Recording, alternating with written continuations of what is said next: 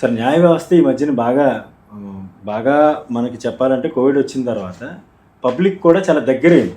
ఎందుకంటే వర్చువల్గా చాలా జడ్జిమెంట్లు జరుగుతూ ఉన్నాయి, బహిరంగంగా చూస్తూ ఉన్నాం. వర్చువల్గా ముద్దాయిని కూడా కోర్టుకు ప్రవేశపెట్టే సమయంలో బయట నుంచి ప్రవేశపెడతా ఉన్నాం.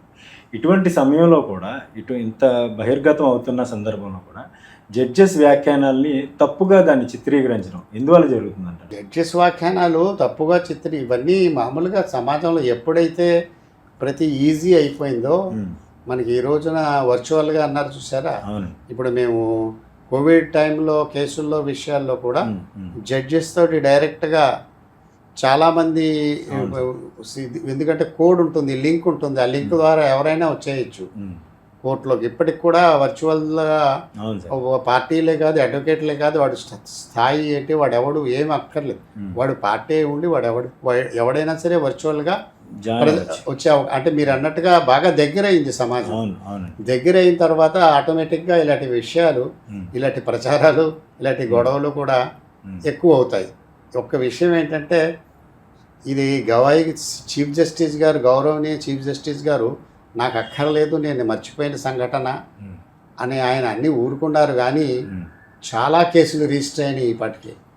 పంజాబ్ అండ్ హర్యానాలో సుమారు 100 కేసుల దాకా రిజిస్టర్ అయ్యాయట ఈ సంఘటన మీద, రాకేష్ కిషోర్ మీద. అలాగే బెంగళూరులో కూడా ఒక కేసు రిజిస్టర్ అయింది. మొత్తం మీద దేశంలో చాలా చోట్ల కేసులు రిజిస్టర్ అవుతున్నాయి, దాని మీద వదిలిపెట్టే పరిస్థితి కనబడడం లేదు. కాబట్టి ఇప్పుడు చాలామంది దీనికి సమాధానం చెప్పాల్సిన అవసరం వస్తుంది.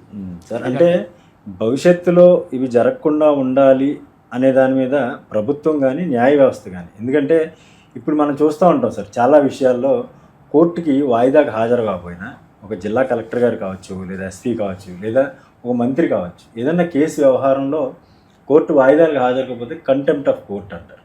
అట్లాగే కోర్టు తీర్పుని ఒకవేళ లీగల్గా ఛాలెంజ్ చేయడం వేరు, వ్యాఖ్యానం ద్వారా ఛాలెంజ్ చేయడం వేరు, తన వ్యాఖ్యల ద్వారా ఛాలెంజ్ చేయడం వేరు. ఇది కూడా కంటెంప్ట్ ఆఫ్ కోర్ట్ కింద వస్తుంది. డైరెక్ట్ అతని చర్య కంటెంప్ట్ ఆఫ్ కోర్టే. కోర్టులో అతను చేసినటువంటి ఇండిసిప్లిన్ ఏదైతే క్రమశిక్షణ రాహిత్యానికి వ్యతిరేకంగా కోర్టు ప్రొసీడింగ్స్లో అలా వ్యవహరించడం అన్నది పూర్తిగా కంటెంప్ట్ ఆఫ్ కోర్ట్ కింద అతని మీద వెంటనే చర్యలు తీసుకోవచ్చు, దానికి ఏమీ ఇదే లేదు. కానీ ఆ జడ్జి గారు పెద్ద మనసుతో దాన్ని ఈజీగా తీసుకున్నారు. ఆయన ఒక చిన్న విషయంగా తీసి పారేయండి, వద్దు అన్నారు. దీన్ని ఒక వివాదాస్పదం చేయడం ఆయనకి ఇష్టం లేదు, వదిలేశారు అంతే. సరే, అంటే ఈ వ్యవహారంలో ఇటువంటిది భవిష్యత్తులో ఎప్పుడైనా జరగాలి అని ఎవరు కోరుకోరు దీన్ని, ఇటువంటి వ్యవహారాలు. కానీ నియంత్రించడానికి లేదంటే భయం ఉండడానికి ఖచ్చితంగా న్యాయ వ్యవస్థ నుంచి కానీ లేదంటే ప్రభుత్వం తరపున కానీ ఒక స్ట్రిక్ట్గా ఒక రూల్ లేదంటే ఒక ఎక్స్ప్లెనేషన్ ఇస్తూ కూడా ఇటువంటి దాని మీద ఖచ్చితంగా ఒక చర్య తీసుకోవాల్సిన అవసరం ఉంటుంది. ఎటువంటి చర్యలు తీసుకుంటే ఇవి ఆల్రెడీ దీనికి ఇవన్నీ కూడా నేరం. ఏదైతే పబ్లిక్ ఆఫీసర్ మీద యాక్షన్ తీసుకోవడం, అతని ప్రొసీడింగ్స్ని డిస్టర్బ్ చేయడం, దానికి కావాల్సినటువంటి చట్టాలు ఉన్నాయి. ప్రొసీడింగ్ కోర్టు జడ్జిస్ మీద, జ్యుడిషియల్ ఆఫీసర్స్ మీద, గవర్నమెంట్ పబ్లిక్ సర్వెంట్స్ మీద ఏదైనా నేరం జరిగితే ఆ నేరానికి శిక్షకు సంబంధించిన చట్టాలు బోల్డ్ ఉన్నాయి, దాంట్లో ఏమీ ఇది లేదు. కానీ ఇలాంటి సంఘటనలు మేజిస్ట్రేట్ల మీద, చిన్న చిన్న జడ్జీల మీద చాలాసార్లు కరుడు కట్టినటువంటి నేరస్తులు చేసిన సందర్భాలు ఉన్నాయి, ఇంతవరకు జరిగాయి.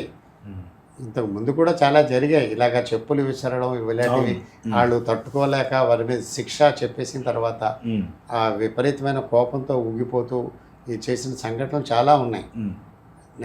వాళ్ళ మీద దాడి చేసే ప్రయత్నం చేయడం, నేరస్తులు కాబట్టి నేరాలు చేసి. కానీ న్యాయవాది చేయడం అన్నది చూసారా, 71 సంవత్సరాలు కలిగిన న్యాయవాది వచ్చి చేయడం అన్నది సరి ఖచ్చితంగా ఇది ఒక పెద్ద కుట్ర. ఇది ఖచ్చితంగా కావాలని చేసిన చర్య. అవును సార్, మీరు చెప్తున్నారు ఇప్పుడు శిక్ష పడిన వ్యవహారంలో ఖైదీలు లేదంటే ముద్దాయిలు వాళ్ళకి ఏం తెలుస్తుంది, వాళ్ళ బాధ వాళ్ళది. వాళ్ళని మనం కంట్రోల్ చేయడానికి అప్పటికీ కొన్ని రూల్స్ ఉంటాయి. అక్కడ పోలీస్ ఉంటుంది, ఎస్కాట్ ఉంటుంది, దానికి గార్డ్స్ ఉంటారు. ఆ చర్యలన్నీ దానికి తగిన రీతిలో కోర్టు చట్టం ప్రకారం జాగ్రత్తగా తీసుకోవాల్సిన జాగ్రత్తలన్నీ తీసుకుంటారు. ఇదివరలో అయితే అసలు అందరికీ బేడీలు వేసి కానీ తీసుకొచ్చేవారు కాదు. తర్వాత సుప్రీంకోర్టు ఇచ్చిన గైడ్ లైన్స్ ప్రకారం ఏంటంటే వాళ్ళని కోర్టు ప్రెమిసెస్కి వచ్చేటప్పుడు బేడీలు అది వేయకూడదు, ఫ్రీగా ఉంచాలి, ఫ్రీగా చేయాలి. ఇవన్నీ కూడా ఏంటంటే ఎంత దగ్గరికి వెళ్ళాలి సమాజంలో, వాళ్ళ దగ్గరికి, ప్రజల దగ్గరికి వెళ్ళడానికి అవకాశం ఉన్న రకమైనటువంటి రూల్స్ రెగ్యులేషన్స్ రాను రాను వస్తున్నాయి. కాబట్టి ప్రజలందరూ కూడా న్యాయ వ్యవస్థ బాగా దగ్గర అయిపోతున్నారు.